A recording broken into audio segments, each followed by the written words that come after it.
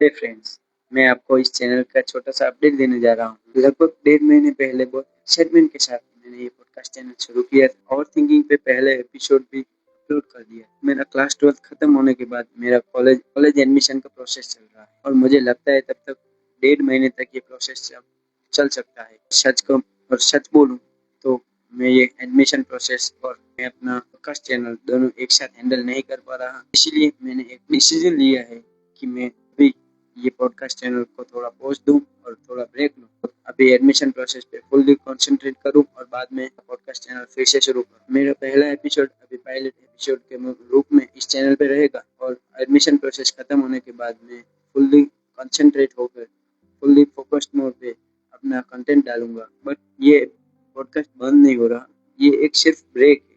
ये ब्रेक के बाद मैं वापस आऊँगा और फोकस से इतना कंटेंट डालूँगा। अगर आप भी इस जर्नी में मेरा साथ दोगे तो इस चैनल को फॉलो करें। जल्दी मिलते हैं